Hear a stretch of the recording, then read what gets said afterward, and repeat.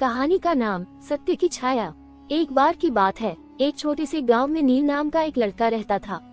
नील बहुत ही बुद्धिमान और जिज्ञासु था। उसे हमेशा नई नई जगहों पर घूमने और रहस्यों को सुझाने का शौक था। एक दिन उसे गांव के बाहरी इलाके में स्थित एक पुराने मंदिर के बारे में पता चला। लोगों का कहना था कि वहां रात को अजीब घटनाएं होती हैं। नील ने उस मंदिर का पता लगाने का निश्चय किया। रात का समय था, चांदनी रात में मंदिर का काला ढांचा अजीब सा दिख रहा था। नील धीरे धीरे मंदिर के अंदर पहुंचा। अंदर घुसते ही ठंडी हवा का एक तेज झोंका आया। मंदिर के दरवाजे खुद ब खुद बंद हो गए। नील का दिल तेजी से धड़कने लगा, लेकिन उसने साहस नहीं छोड़ा। तभी उसे मंदिर के एक कोने में एक अंधेरी छाया दिखाई दी। वह छाया धीरे धीरे उसकी ओर बढ़ने लगी। नील के शरीर में सिहरन दौड़ गई। उसने पीछे मुड़कर भागने की कोशिश की, परंतु दरवाजा बंद था। उस छाया ने अचानक से एक मानव आकार ले लिया। नील ने साहस जुटाकर पूछा, तुम कौन हो? छाया से धीमी आवाज इस मंदिर की रक्षक हूँ।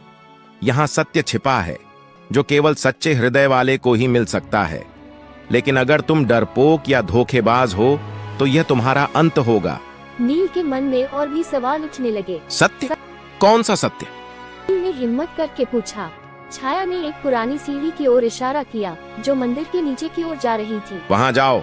अगर तुम्हारे दिल में सच्चाई है, तो सत्य तुम्हारे सामने होगा। लेकिन ध्यान रहे, यहाँ से वापस लौटने का कोई रास्ता नहीं है। छाया ने चेतावनी दी। नील को अपनी जिज्ञासा शांत करने की तीव्र इच्छा थी, इसलिए वह बिना रुके सीढ़ियों की ओर बढ़ा। नील नीचे पहुंचा और एक अंधेरे कमरे में दाखिल हुआ। वहां चारों ओर दीवारों पर प्राचीन चित्र उकेरे हुए थे।